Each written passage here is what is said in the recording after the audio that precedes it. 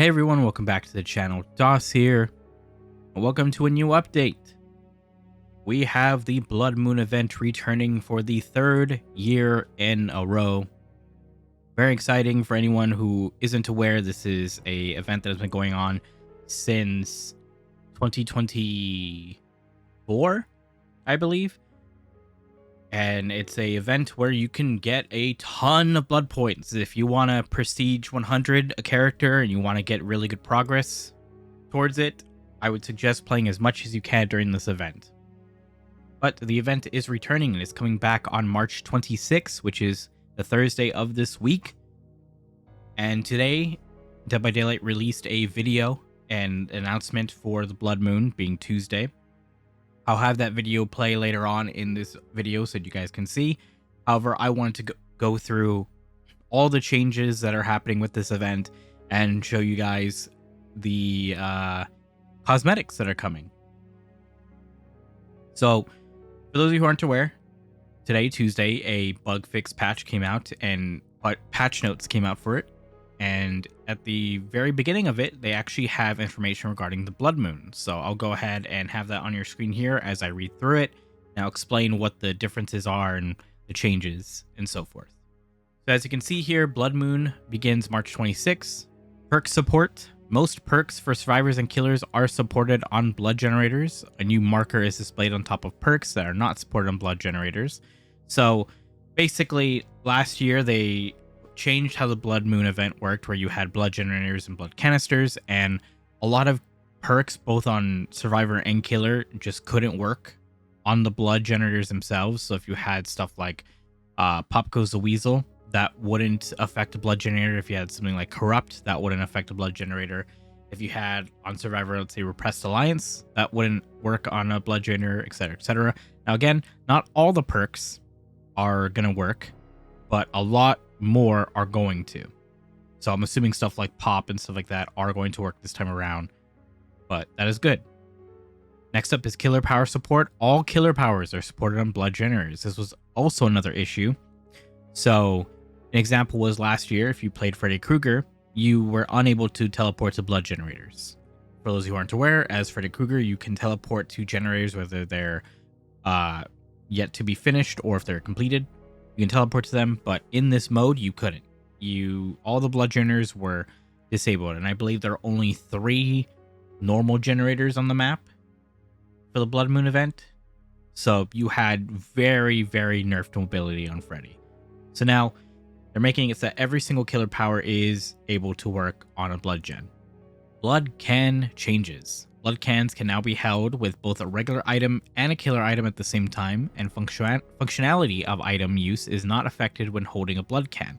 What this essentially means is, like, last year, Sadako was a huge killer for the Blood Moon event because she had her tapes. If you held one of her tapes, you couldn't interact with the blood canisters. You couldn't go fill it up with blood at a blood pump and dump them into a blood gen. You had to deal with the tape in a TV first, and then you can get a canister. So now they're changing it where you can hold both at the same time and it doesn't impede you in your gameplay.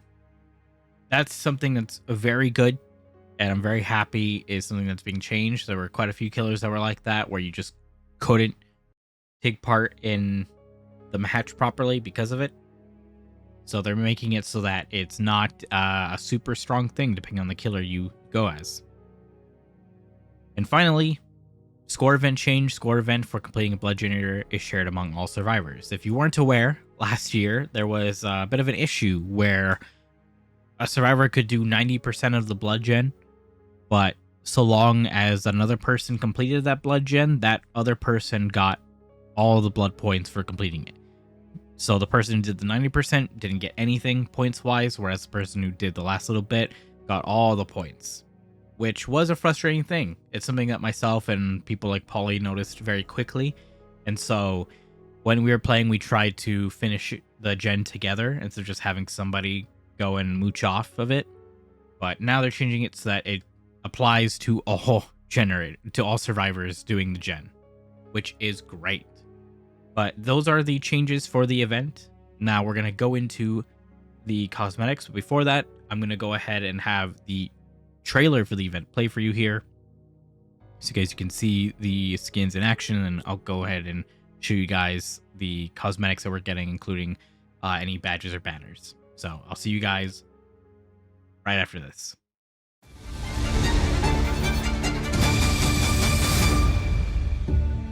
We thought the moon only changed the tides, not people. But here, when the moon bleeds, something stirs within us. A whisper, some try to resist, but in which others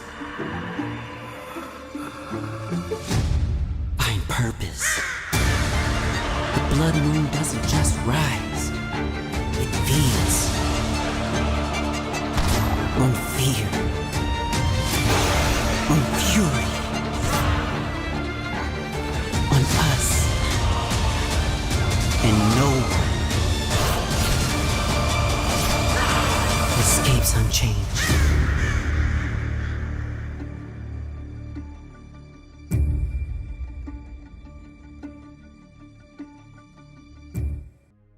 Okay, as you can see from the trailer, we've got some pretty interesting cosmetics coming. So first off, I will show you guys the main overview of the collection we're getting, of what we'll be able to spend our currency on in the event. As you can see here, we have 3 torso pieces for survivors. I'm not certain as to who exactly these are for specifically. However, they look very, very nice. And we've also got 3 weapons. So it looks like we have a weapon for the nurse, a weapon for the plague, and a weapon for the dredge. And then we've got 2 badges there, being one for Aurella and one for Spirit. 2 banners. And you can see the one on the right side is Aurella at the bonfire staring at the blood moon.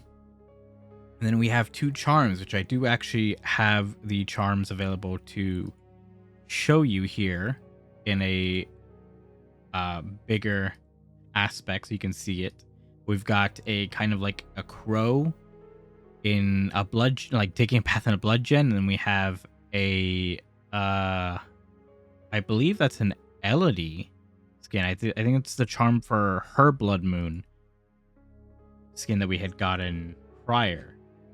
Overall, some pretty interesting cosmetics, but that's not what you guys are here to see. You guys want to see the big meat and potatoes, eh? You guys want to see the skins. Don't worry, I'll go ahead and oblige. On the survivor side, we obviously have Aurella. We've got her in a very, very nice looking skin. I really like it. She's got a really nice hat, really nice markings, good hair. I like the top, I like the bottoms. Very, very nice. On top of that, we also have Sable. Sable is getting a skin. I'm obviously excited for this. I'm not sure if they're going to be linked or not. We'll have to wait and see if they're going to be linked or if they're going to be mix and matchable. But I do like the Sable one quite a bit as well. I like the bottoms quite a lot. I think I'm probably going to run the bottoms if I can mix and match. And then we're also getting the Hattie skin that was a community design that ended up being a dev pick after the fact. We're getting this Hattie skin. I actually like the body for the Hattie skin quite a lot. I like flowy stuff personally, so I think this is a very, very good looking skin. But then we also have our final survivor skin being Jake. Jake has this really like Mad Maxy looking bloody outfit. I actually really enjoy it. I think it looks very, very nice. But then we've got the killer. So we've got, I guess, the poster girl of this blood moon being Spirit, which is probably like my least favorite of the killer skins here. It's not bad, don't get me wrong. I just like the other killer skins much more, like this Deathslinger skin with all these like etched in markings in his skin, all that writing, the dripping blood, his mangled face, the bloody shin and knee on his leg with the brace.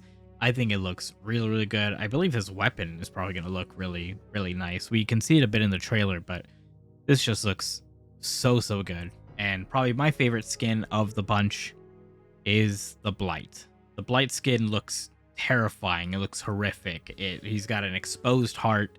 He's got a really, really cool looking weapon. His jaw is just unhinged and split apart.